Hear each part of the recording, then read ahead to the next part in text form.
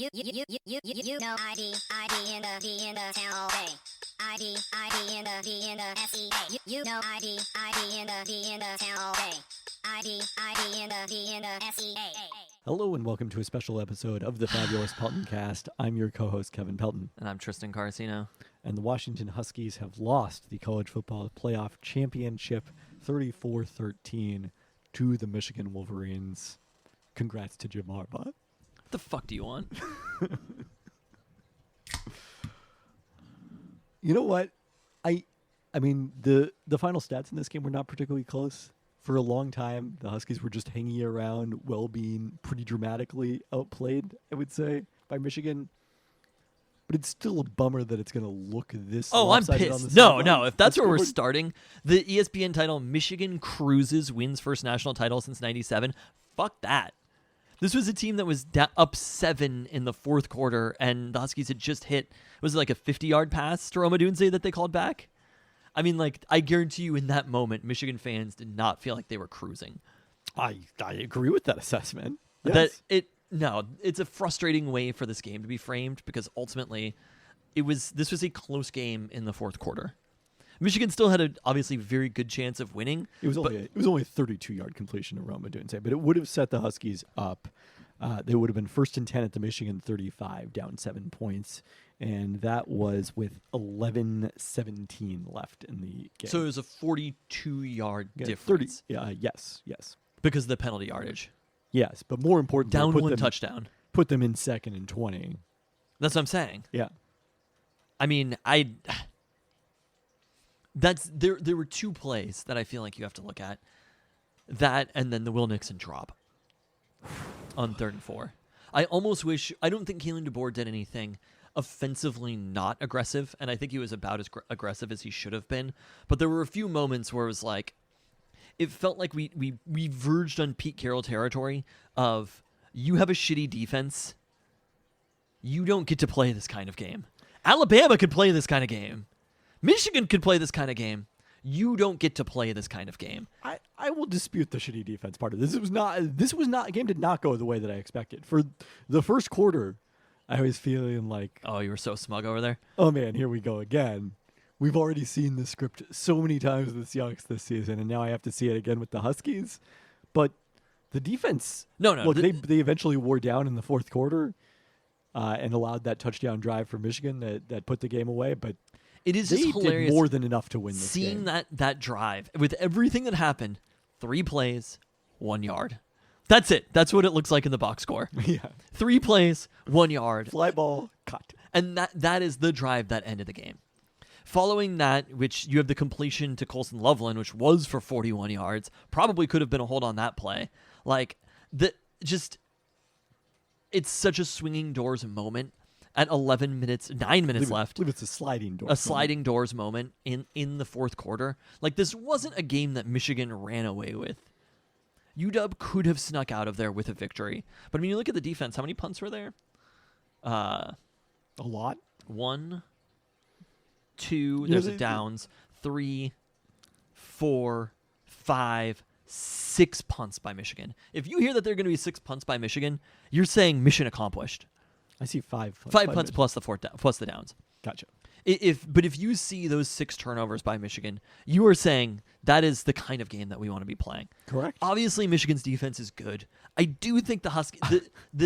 I'm glad you've acknowledged that they're good. Look, that is the highest compliment that I will give. When was it in the fourth quarter that you were willing to acknowledge that Michigan was in fact a good team? Like 2 minutes left. Okay. It was on the final drive for UW that I was willing to acknowledge that Michigan was a good team. But like, it wasn't that lopsided of a game watching it and being there in it, and that's probably how it's going to be remembered. But this wasn't TCU Georgia, and I think that actually to me is like, that's the thing that long term we're going to take from this. Long term, that is the positive to take from this, which is there was part of me that was like, UW might just come out and run these fools, and there was also a part of me that was like, Michigan might just throttle UW. Their size and their strength on the lines. This wasn't like, again, like you were saying, I didn't expect them to lose because of long runs. I thought they were going to lose because of the death of 5 yards per carry. And that wasn't what they did. UW's defense did pretty damn well against those things. In coverage, they did pretty damn well. Like, this looked like paired with a very good offense, a championship contending defense in this game against the Wolverines. So, like, to me, the fact that they weren't out physicaled that much overall was a positive. It was just they gave up. There was no lucky play for the Huskies. At no point could you be like, phew, wow. The lucky plays were only to the extent that, like, something that could have gone worse on a tipped pass didn't. Obviously, there was the interception that Michigan got on the opening play of the second half, or the opening drive of the second half. But there was no, like, luck on their side, and I think Michigan had the luck, right? Like, if there was like you're saying, those sliding doors moments, having the negation of a 30-yard completion on a hold, especially a very questionable hold. Because, again, we're not complaining about it if it's just like, oh, yeah, that's a hold. But I just, like, literally you could find holding all the time, except for that play. It was the only play that you can't find holding on. So to have that moment happen in that situation, Michigan was lucky. And their coverage was fine overall, but the Huskies had open receivers downfield. That's another thing, is the line is going to be different. Everything else is going to be different. But, like, Kalen DeBoer and Ryan Grubb were able to get receivers open downfield against Michigan scheme-wise. The line has to hold up and have to do their job. But, like, they're not going to face a defense as good as Michigan probably all of next season. There may not be a defense as good as Michigan all of next season. Even though they will face Michigan you would expect would regress to the mean a little bit. Yeah. Like, they were the best defense in this country statistically coming into the game. They looked every bit a part of it. And that's, I think, the ultimate separator here is... Mike Sanderstill, you talk about how old Michael Penix Jr. is. They're the same age. Oh, yeah. He'll be in the NFL next season. Of the four units, the Michigan defense was clearly the best unit in this game. I mean, I think that's like one of the big takeaways is, I was surprised how many people ended up picking the Huskies in terms of the picks that were out there. And it was mostly because I think they thought that, good offense beats good defense, and the Huskies offense would be good enough that... I'm just saying, I feel like there were some moments, this game got out of whack because of a couple little things. But then because they deferred. It got entirely out of whack. Michigan marched right down the field and scored, and the Huskies were playing from behind. But you were wrong about that still. Like, it ended up being... It really kind of was moot. Yes. Especially because they threw a pick on the first play of the second half. Yeah, I mean, you were feeling good about having the ball first to start the second half when you went in down a touchdown. It was especially moot then, but the long touchdown runs, they had the 3 long runs in the first half. And outside of that, when you take those out, they didn't run the ball that well. I mean, you take so Blake Corum, his long run of the night was 59 yards. Aside from that, he ran 20 times for 75 yards. No, they kind of shut down Blake Corum. They did a really good job against him, yeah. J.J. McCarthy's legs were a bit of an issue at times. I mean, they ended up punting after that series, but it was just like, bro, if I am an NFL team, the number one thing that I think is going to be taken from this game is I think Michael Penix's draft stock is going down until he gets to scouting combine or whatever. That's not going to be the same for J.J. McCarthy, and ain't that just about what happened in this scenario? He throws 10 for 18, a lower QBR than Michael Penix. I don't think his draft stock was ever as high as what people were talking about with Michael Penix Jr. in the last week. I'm just saying, I don't think that nobody's going to roast J.J. McCarthy for his 10 for 18 for 140 yards. Well, I agree with that because his team won the game, but I also don't think they're going to talk about him as a top 10 pick. We'll see. There's a quarterback I would not want on my team in J.J. McCarthy. And, like, Michigan's defense won them this championship. And what was exceedingly killer from this game is that, look, Michael Penix Jr., I still think, greatest player in UW history. Yes. Rome Odunze was also simultaneously the best player on the team. I don't know how to square those exactly. But Rome Odunze is a better player than Michael Penix Jr. is. It's just Michael Penix Jr. is the best player in UW history. It's like the Silver Lauren Jackson thing to an extent. It's also just QB is such an important position that it doesn't matter how good Rome Odunze is. If he didn't have an elite quarterback throwing to him, it wouldn't matter. But the combination, Rome Odunze is relatively better, which is why he is going to be a first half of the draft pick. He's probably going to go ahead of where the Seahawks pick at number 16. I would love if he could fall to 16. It'd be like, thanks for your service, Tyler Lockett. But I mean, you had the miscommunication between him and Michael Penix Jr. on the other Michigan That's bus. That's what I'm saying. That's another situation. There were a lot of moments. Michigan got fucking lucky in this game. Can we acknowledge that Michigan is both a very good defense and got pretty lucky? Yes, we can acknowledge both of those things. Because I mean, the question is how much of that is, that kind of a miss, or some of the balls that Penix missed that normally he would hit was just a matter of, the pressure getting into his head to a degree, and he's trying to get the ball out so quickly, because Michigan's pressure was relentless in the game. By the end of it, Penix was in clear pain. It'll be interesting to see. We're recording this. The health piece also about 20 minutes after. They were having to play against against the best defense in the country without a healthy starting running back, and for the most of the second half without a healthy starting quarterback. I mean, you just pulled up Michael Penix's stats after the injury. If we assume that the injury happened on that play in the second half. Which play? The first play of the second half was the one where his ankle got hurt, and then his chest also, or abdomen area. Ribs, I think is most likely, based on the padding that he was wearing on the right side of his ribs.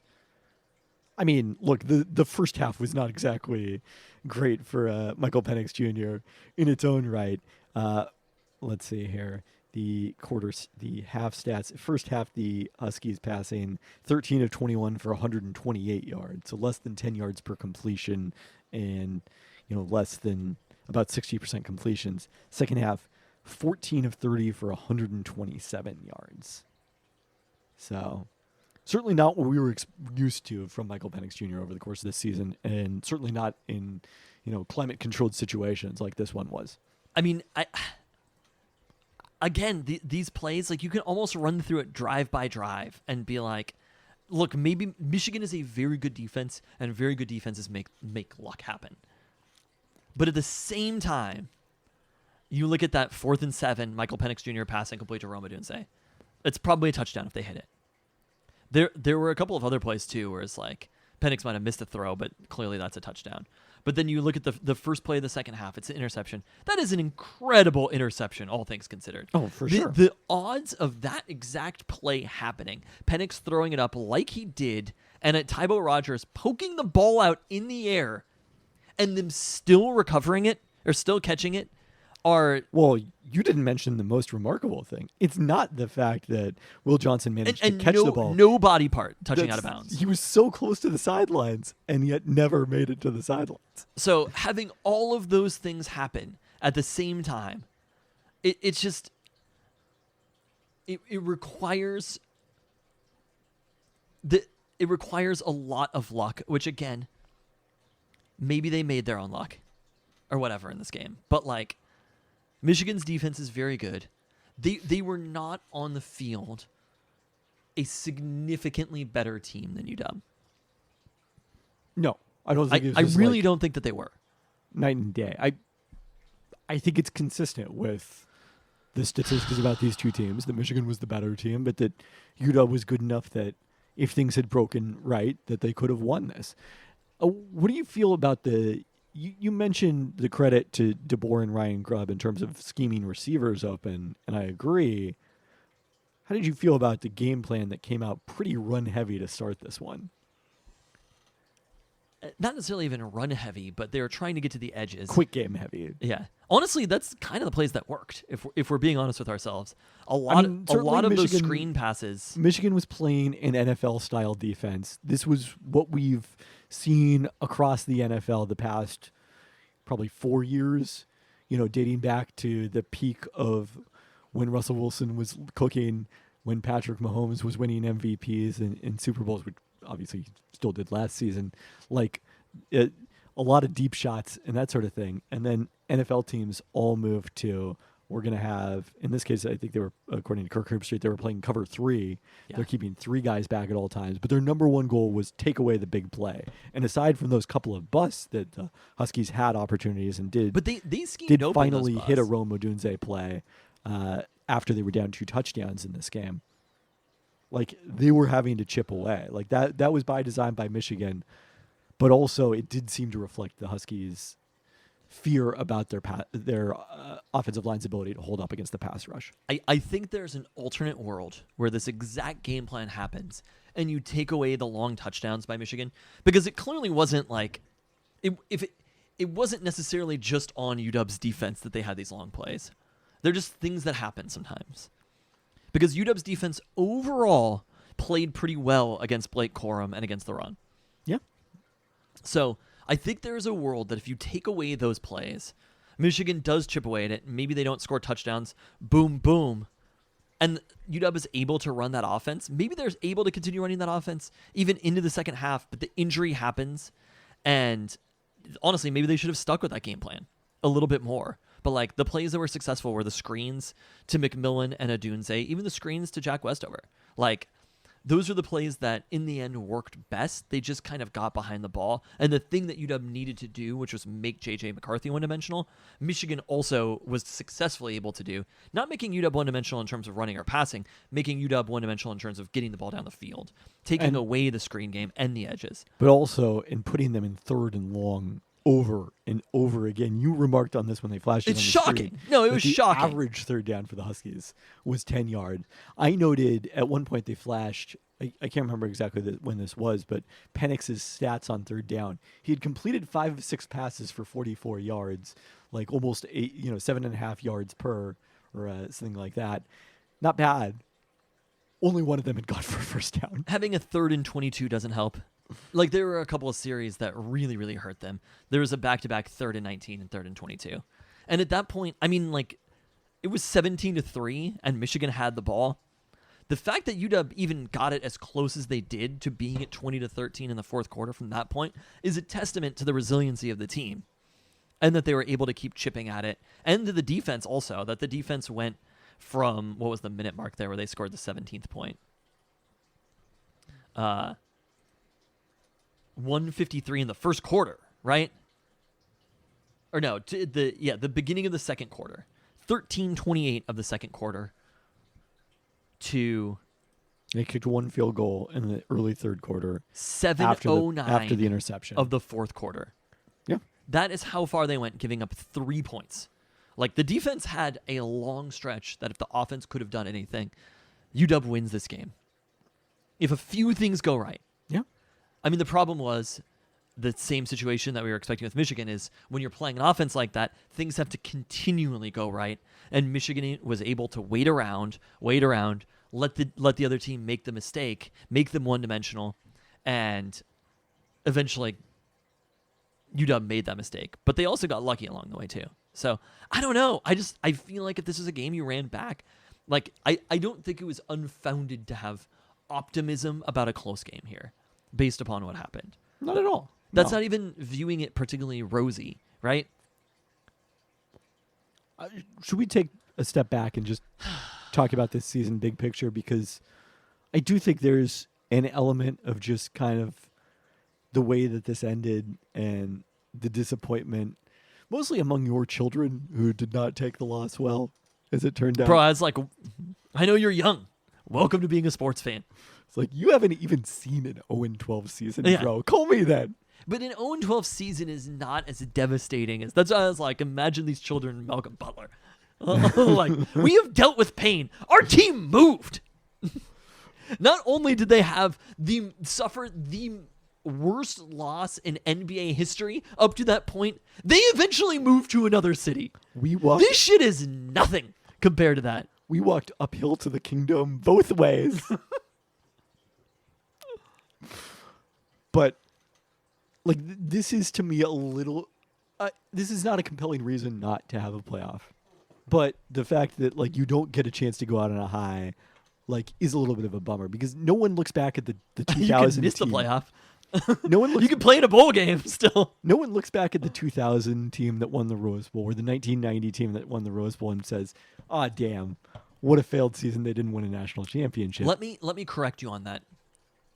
No one looks back on the 2000 team. Period. Well, the Seattle Times did. Or how about that? No one looks back on the 2000 team that won the Rose Bowl. I think many people look back on it. This is the shit we're going to remember. Winning a college football playoff game, we're going to remember a lot more. Here's everything I remember about that team. They beat a player who ended up being one of the best quarterbacks in NFL history. That's it. That's all you remember about that Kind team? of. I'm just saying, the thing that was most notable about that game and that season was happening to have beaten Drew Brees in the game. If Drew Brees ends up being like a B- quarterback or something, if Drew Brees fades out and it's like, wow, they beat, God, I wish I remember, Chad Henne or something, like, not to use a Michigan example. Quarterback. What was it, Curtis Painter, right? He was a Purdue quarterback, and it's like, yeah, the UW team that beat Curtis Painter in the Rose Bowl. It's just like, I'm sorry, but no. Is he a coach now? Good for Curtis Painter. I don't know if he actually is. They're not good. I rescind my good for Curtis Painter. Yeah, bad for Curtis Painter. But what this team accomplished in terms of showing what UW can do. It's weird because so you were saying to me earlier, I think we had a conversation offline about how just like inconceivable it was for the Huskies to get to this point, which is kind of hilarious because they were in the playoff 7 years ago. Like, it's not like it's a distant memory that they were in the playoff, but it was just so much different this time around in terms of them legitimately having a chance to win the entire thing. And the crazy rise and fall of Curtis Painter. In the NFL? I don't know. Okay. Apparently, he was known for his crazy hair. Okay. It's all caps. Crazy right. Things are wow. YouTube. Curtis Painter is one of the craziest quarterbacks of all time. So it's not a side note, side detour. Apparently, he's an officer at the Indiana Liquor Group now. Huh. Well, how about that? Former NFL quarterback, former hospitality director at Mustard Seed Gardens. It's so funny seeing people on LinkedIn with just normal jobs who happen to also play in the NFL. Yes. Just like on his resume, NFL quarterback, National Football League, April 2009 to April 2014. Anyway. We have gotten an injury update post-cam. This is not about Michael Penix Jr. Softy reports that Jack Westover played with a partially torn calf. Oh, my God. So...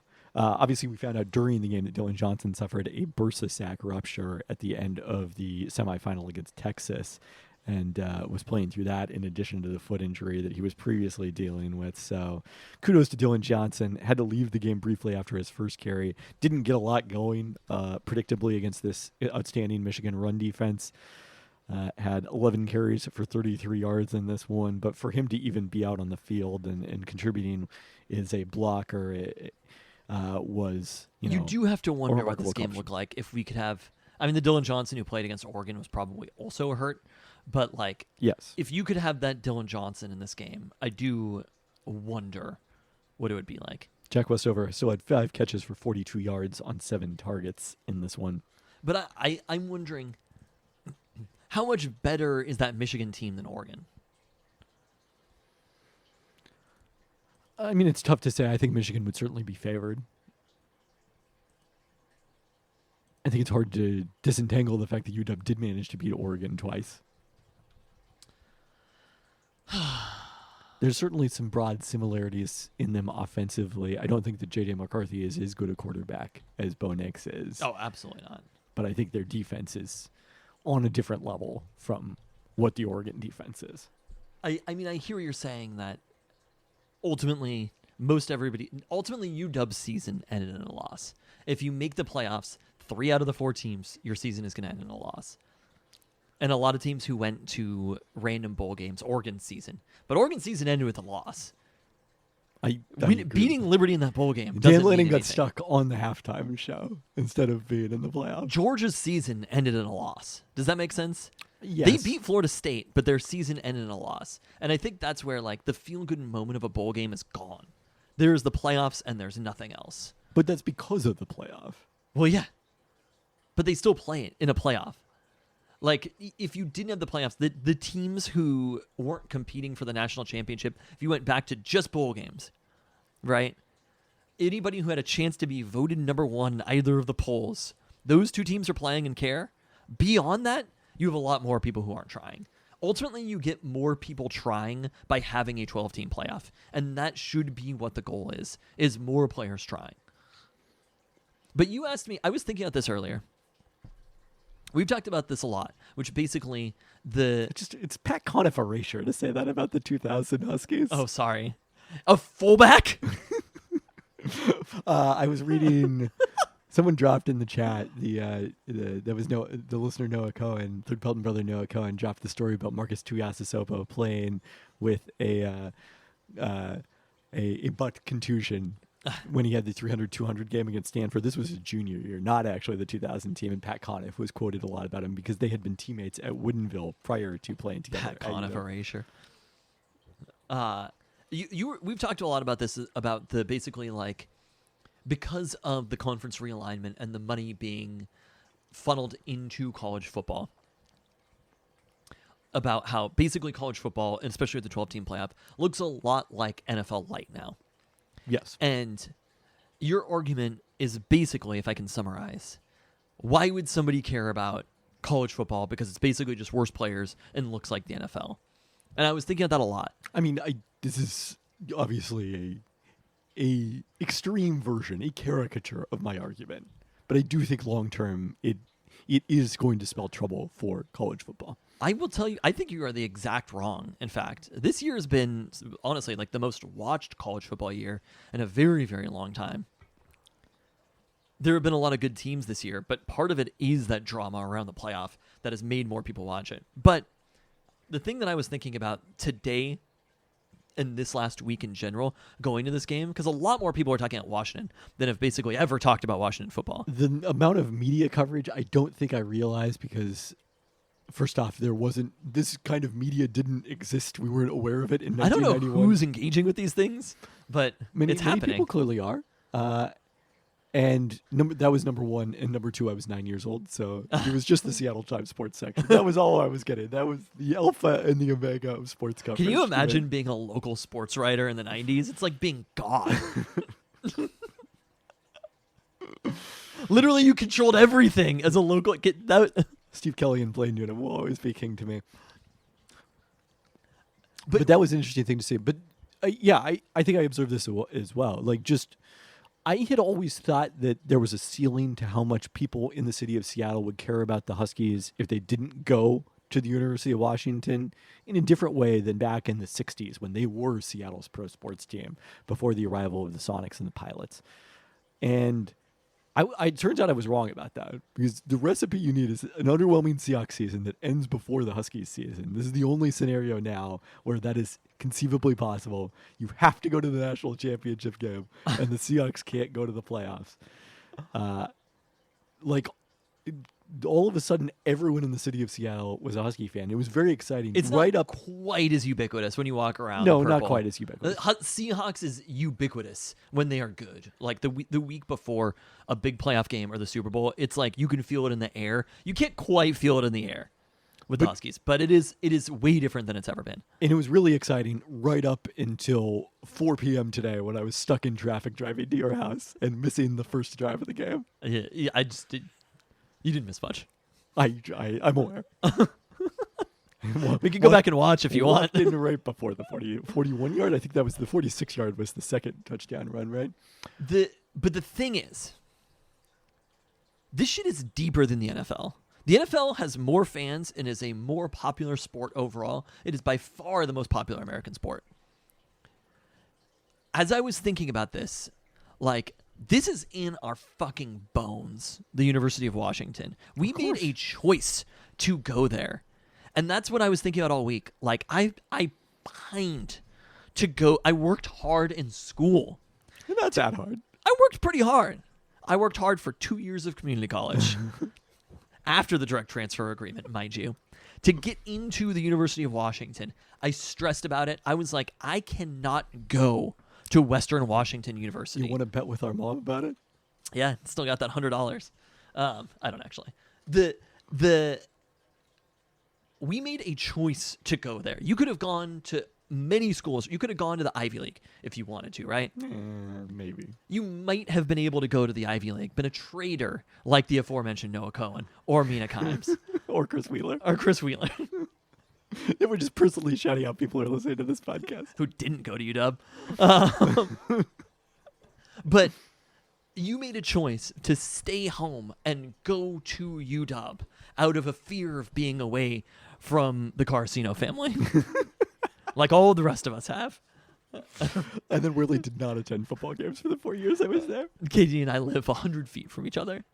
But she did not get stuck in traffic on the way here. This is not... that nobody can sell the University of Washington and move it to a different city. No matter what, they will still be playing games. Like, this is a byproduct of our community more than anything else is. There is no guarantee that the Seahawks exist. There is no guarantee. All of these teams, one of the teams moved, and the other two threatened to move. Like, all of these teams could be gone. Kraken never threatened to move. Yet. Just wait. Wait till they want a new arena. They're like, are we sure about that landmark status of the roof? But just another renovation. Can't even deeper. Just keep digging deeper. We're gonna get in the molten core of Key Arena. But this is like this is the closest thing we have to British soccer clubs or something like that. Yeah. This is our version of it. Like, they are a representation of us as a community more than an NFL team is. An NFL team is a billionaires exchanging money with each other, more or less, right? They are billionaires trickling some money down to millionaires, and that's it. Most of the money is being leached up from us, not the fans, not being trickled down. Well, yeah, that too. But that's ultimately what an NFL franchise is, and we love it because we love American football for some reason. It's just a great sport. I don't know why. There's something about it that we as Americans just love American football, and we keep paying the money to them. But, like, that's what that sport is. The University of Washington... No, I believe what you're enjoying is the monopoly. The University of Washington, we made a choice to go to. I went to class there, have a degree from there. I saw fucking blue scholars in Red Square, right? We sat in the same classes with members of the UW football team. There is a history to it. There was a quote from Richard Sherman a couple weeks ago about, like, they were like, somebody was like, why are you complimenting the 49ers even though, like, the city of Seattle gave you a Super Bowl or whatever? And he's like, you didn't give me a Super Bowl. He's like, I brought you motherfuckers a Super Bowl. And it's like, that is more true in the NFL than it is in college. In college, even though Michael Penix Jr. is from Florida and went to Indiana, it is a byproduct of the community more than it is in the NFL. And it's about choices that people make by going there and going to college. It's about history. People are a lot longer-term fans, these families, the people who sit next to us at the game, right? They didn't even go there. They didn't go to the school, but it is decades long of history of UW fandom. And that, to me, is what this moment was about. And that's what this team was about, is having a celebration of this community. UW doesn't have fans like Georgia has fans and Alabama has fans. They're not a national level team like that. We don't have, except for Mateo. Yeah, your son, youngest son, now a diehard Georgia fan. He adopted UW because they were good for a game. Yeah, he did take the loss very hard, despite being a Georgia fan. But do you understand what I'm saying? This isn't, the people who are fans of the University of Washington are from Seattle, live in Seattle currently, or went to the University of Washington.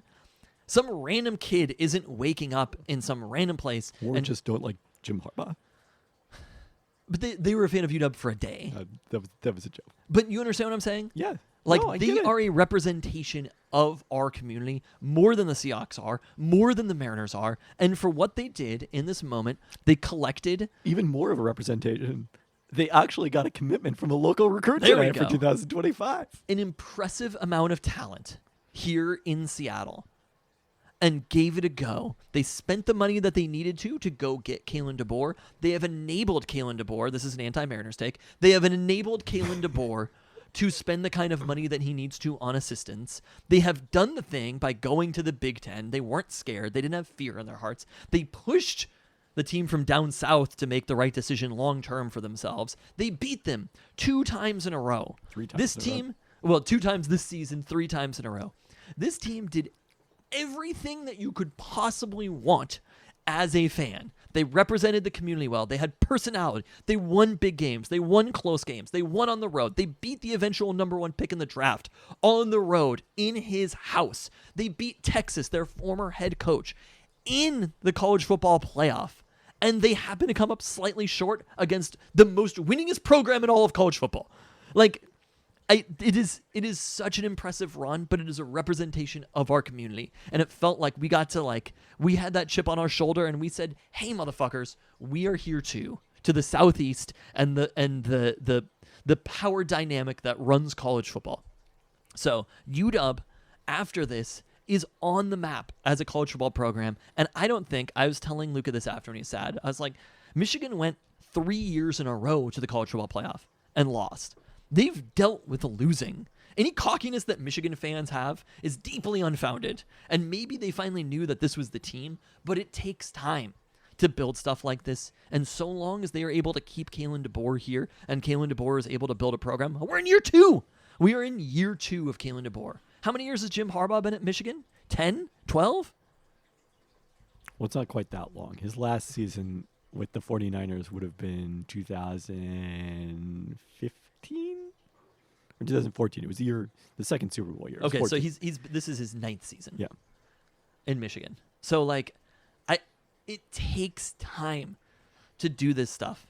And right now I'm just impressed with what they've accomplished, this team, and that we get to have these players forever. Remember them forever. Rome Odunze, Jack Westover. I mean, Rome Odunze, greatest wide receiver in UW history. With all due respect to Mario Bailey, with all due respect to Reggie Williams, with all due respect to anyone from previous generations that we didn't see, no, he's it. He's number one now. Do you know that Michigan lost bowl games in 1, 2, 3, 4, 5, 6 straight years? I may have noted that when I was looking at their sports reference page. It's like Chris Peterson was coaching them. Sorry. He won the Vegas Bowl. And the Zaxby's Heart of Dallas Bowl. Put some respect on the Zaxby's Heart of Dallas Bowl, sir. The last time the Huskies played a bowl game in Texas before they did today. The Citrus Bowl is not a New Year's 6 game, right? No, it's a New Year's game, but not a New Year's 6. Let's just shout out some other players who played their final games, presumably, or certainly as Huskies today. We mentioned Jack Westover. What a career. Dog. Outstanding. Absolute dog. Devin Culp had some huge plays over the course of this season. Wow, who's going to play tight end next year? Well, they got a transfer that we have not yet talked about on the pod. We'll get to that on the weekly. Transfer? Yeah, Trey Watson from Fresno State. Oh, hello. Yeah. Recruited by Kalen DeBoer.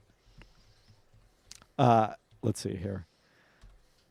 I mean, the offensive line, Troy Fautanu in particular, key in that Joe Moore Award-winning offensive line. Edifon Ulafosio. Oh, what a career. Outstanding. Recognized with a number of awards. And someone who dealt with a series of injuries in his UW career, came back to have a terrific senior season. Is Tuli Lasanoa out of eligibility? I suppose I should have done the senior day look before I went into this live on the podcast. We're not live. This is recorded. Good point. I can edit this all out if I want to. But that sounds like a lot of work at this point. MJLA on the defensive line. Somebody was converted from offensive line. Raylan Goforth played just the one season here after transferring from USC. Had a strong season. Went viral over the weekend with his plea for tickets for his final game for his family. Hope we got those. Dom Hampton. Oh. Had some terrific plays. Had some strong tackling today. Yeah, Leituli Lasanoa is a senior. Richard Newton. This was a storyline this week that he chose to stay even though he knew he was not probably going to play a lot this season. Got on the field for, I think, one snap in the semifinal. Did not see him out there today. But someone who was a starting running back for times in his career. Asa Turner playing through injuries this season. A couple of hand surgeries. ZTF, Zion Tubola Fatui. Braylon Trice surely headed to the NFL. Yeah. No, I mean, we're losing a lot of talent from this team and a lot of top-tier talent. I was looking at, there was the too early top 25 for next year, and Oregon is very high in that. Obviously, they have a pretty good quarterback coming in. But seeing the amount of talent, the amount of players when I look at mock drafts from UW that are projected to go ahead of most Oregon players. It's just wild. No, there's so much talent at this school right now who chose to come back for the season. And the thing that they came back for was to win a national championship. But even making it to a national championship was more than enough. Without question. Like, I don't want to put UW in a just happy to be here situation, but like they also won a college football playoff game against Texas. Yeah. No, so they won the final Pac-12 championship. They made the college football playoff. They won a game there. Like, they accomplished an incredible amount, even if they didn't get the final victory. It's not just happy to be here take. It's more of a, this was an incredible season, and we should recognize that take. It's about the journey, not the destination. And I think the thing that the real college football playoff was the friends we made along the way. I think that's kind of the most important thing, is that we got to have this opportunity to rally around this team, that they did come back and that they actually saw it through. So it was a very, very, very fun UW Husky team. It was obviously the best UW Husky team that we've watched in our entire lives. And we've actually been lucky enough in these last handful of years to see some very, very good teams and a lot of players who would have huge impact in the NFL. So it feels like this isn't a one-year thing. This is a program building moment. This is a foundational moment that happened, and it's huge, but this isn't the end. This is a UW team that has been to the Rose Bowl, that has been to the Sugar Bowl, that has been to the Peach Bowl, right? Has played in these huge games. Was it the Fiesta Bowl that they played Penn State? Correct. Has played in the Fiesta Bowl. These weren't that long ago overall. So we have been... So they've now played in, of the New Year's 6 games, 4. All of them but the Cotton Bowl, right? Yeah. In the last Oh, decade. no, the Orange Bowl they haven't played in, yes. So they played 4 of the 6. Yeah. I mean, that's still pretty impressive. Yeah. And I think the program is almost underrated for that regard. And the thing that consistently happens is this team outpunches the recruiting classes. They just coach players well and end up with good players and end up with a lot of dogs. So we've actually been lucky, all things considered, for this run. And I'm just excited for it to keep going. I'm excited for this playoff to come because it does mean that more teams are going to be in. College football is about to get a lot more fun, if we're being honest with ourselves, because we're going to be paying attention. You don't lose one game and then you say, we're screwed. You don't lose one game and say the season's over. You have to lose twice to UW for your season to be over, as it turns out. So I'm freaking hyped on it. I'm hyped on what was started here with this team, and I truly believe that this is just the beginning. And I truly believe in Kalen DeBoer. I think it would be incredible if Kalen DeBoer was the coach for a long period of time, that this wasn't just a path along his way, a stepping stone for him. I think it would be incredible if Kalen DeBoer, and I see him as the type of person, personality-wise, who this could be it. Maybe there are a handful of programs out there that would be enticing, but I think he can recognize in the University of Washington what this could look like. He goes out and wins big games, and he wins pretty damn often. And if this only is the first game he lost in his UW career to a ranked team. Yes. If your only loss since it was October of 2022, he didn't lose for an entire calendar year. Well over, yeah. Not losing for an entire calendar year. And if that happens to the undisputed statistically best team in the country, right? There was no mistake. They were the number 1 overall team in the college football playoff. Statistically, they had the number 1 defense. They were the number 1 team, and a pretty damn. Were they the number 1 offense statistically too? No. Okay. They were the OSU, right? But a top 10 offense and the number 1 defense and the best team in all of FPI, like, fine. That's okay for that to have happened.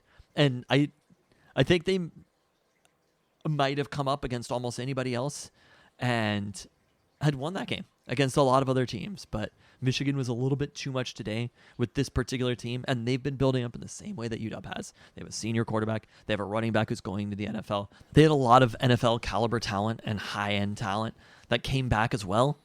And they had kind of the same type of season as UW and just slightly better today. I will forever remember that holding call, and I will argue to my death that UW, I don't need to go on a rant about it or whatever, but like, I do think people frame situations because of moments like that. They're just like, you need to overcome the refs. You can't overcome the refs when you have a 2nd and 20.